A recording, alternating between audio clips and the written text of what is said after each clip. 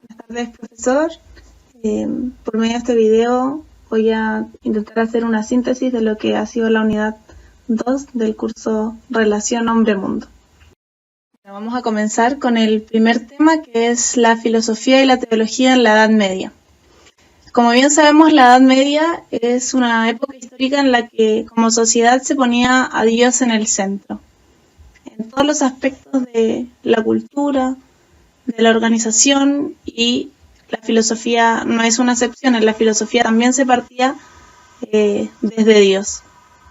¿Y qué es lo que ocurre en el siglo XII? Se da un gran enfrentamiento intelectual entre dos formas de ver la realidad. ¿Por qué? Porque hasta ese momento los cristianos habían adaptado las ideas de Platón a sus creencias, a su religión. Recordemos que Platón sostenía que nosotros vivimos como encadenados en una caverna y que lo que observamos de la realidad son sombras de ella y no son la realidad misma, sino que nosotros simplemente vemos una copia. Esto es lo que los cristianos habían pensado hasta el siglo XII, que no podíamos conocer la realidad por los sentidos porque esa verdad pertenecía solo a Dios, nosotros solamente veíamos sombras de ella. Por lo tanto, solo cuando Dios nos revelaba algo podíamos obtener la verdad. Todo lo demás, lo que nuestros sentidos podían percibir, las cosas con las que nos relacionamos, no son la verdad misma, sino sombras de ella. Sin embargo, en el siglo XII, ¿qué es lo que ocurre? Se empiezan a traducir los escritos de otro gran filósofo que es Aristóteles. Como nosotros sabemos, Aristóteles, a diferencia de Platón, sí le daba importancia a la realidad física, cree que sí se puede acceder al conocimiento por medio de los sentidos y que los objetos con los que nos relacionamos son reales y no son copias. Esto genera una gran crisis en el cristianismo y se divide en dos el pensamiento. Por un lado están los neoplatónicos, que se negaban a conocer por los sentidos y que solo aceptaban las verdades reveladas por Dios. Y por otro lado están los neoaristotélicos, que creían que por medio de la experimentación y la contemplación de la naturaleza también se podía conocer la verdad.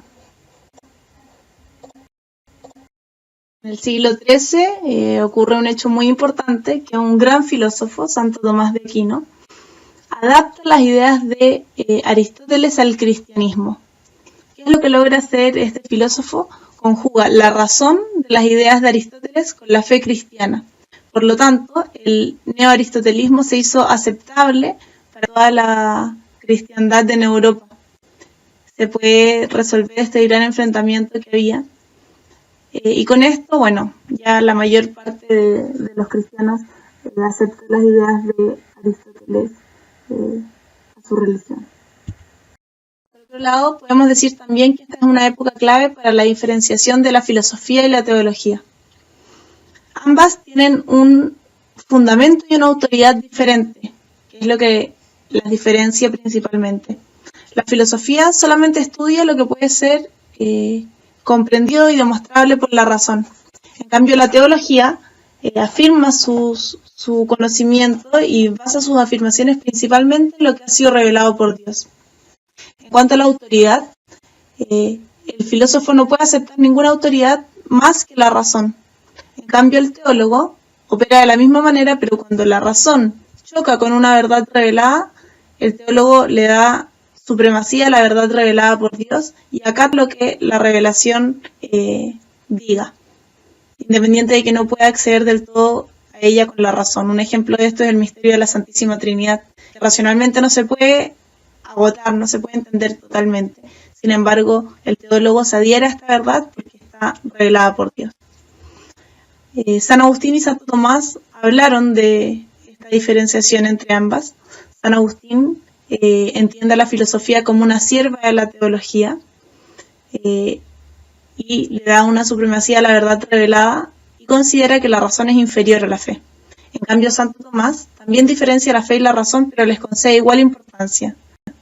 Ahora pasaremos a considerar el segundo punto, la tiranía del teocentrismo al antropocentrismo. Es importante recordar qué significan estos dos conceptos, el teocentrismo es la doctrina que considera a Dios como el centro de la realidad y de todo el pensamiento y de la actividad humana. Esto es propio de la Edad Media, como sabemos. Y el antropocentrismo es la concepción filosófica que considera al ser humano como centro de las cosas y el fin absoluto de la creación. Este proceso comienza a darse con el filósofo René Descartes, o Descartes. Él parte de una concepción de la filosofía como duda.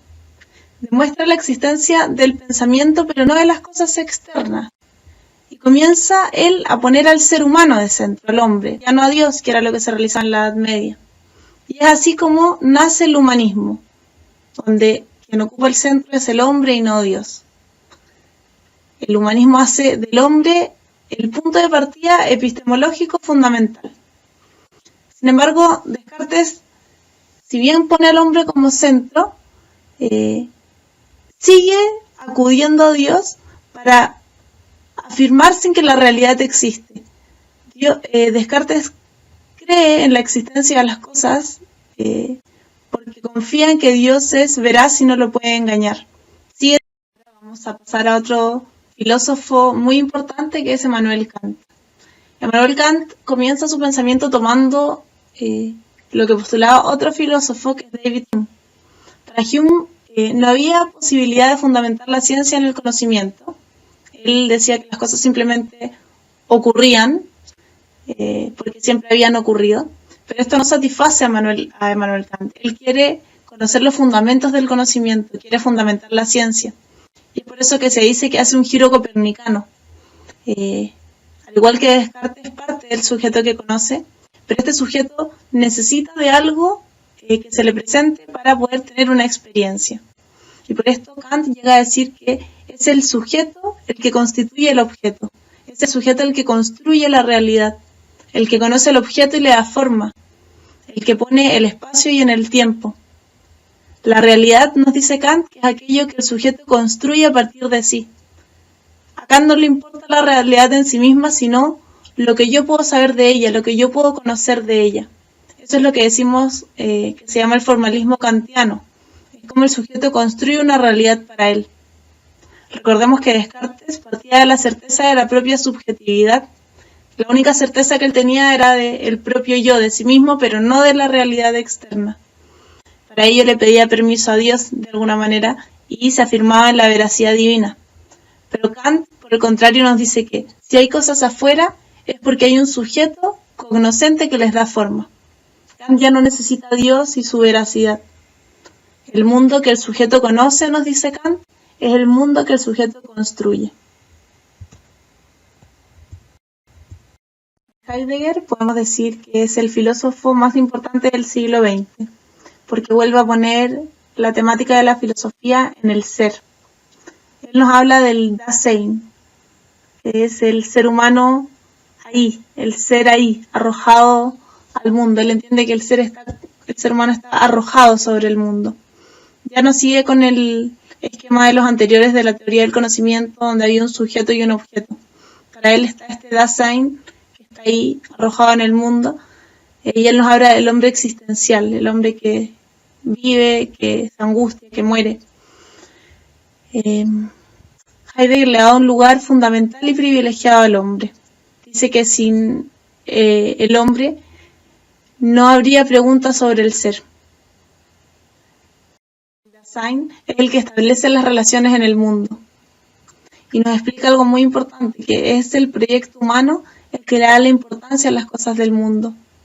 Por ejemplo, si ocurriera una catástrofe medioambiental, no sería tan importante si no estuviera ligada al proyecto humano, a una ciudad, a un grupo humano de personas que se ve afectada por esto.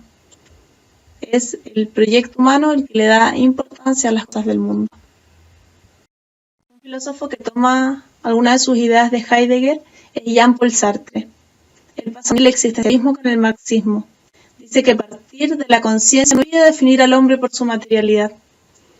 Una frase importante de él es que el hombre empieza por existir, se encuentra, surge en el mundo y después se define. En el fundamento de esta filosofía existencialista está que no existe ninguna naturaleza o esencia, incluso ni siquiera cree en que Dios nos haya creado con esta esencia, sino que el ser humano es total indeterminación o libertad. Por eso se lo conoce como también el filósofo de la libertad. Dice que la vida del ser humano es más un proyecto futuro lleno de posibilidades que una esencia real. El ser humano no es en sí, sino para sí, porque dice que constantemente se está proyectando y transformando.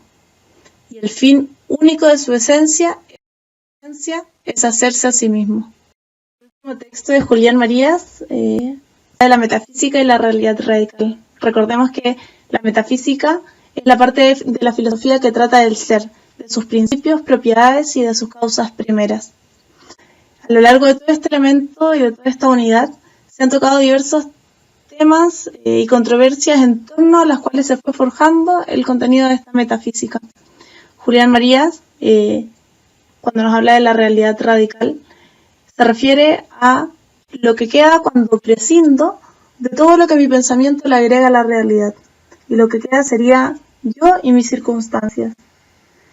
Por eso nos dice él que la vida humana, la teoría de la vida humana, no es una preparación para la metafísica, sino que es desde luego la metafísica, es decir, la búsqueda de la certidumbre radical acerca de la realidad radical.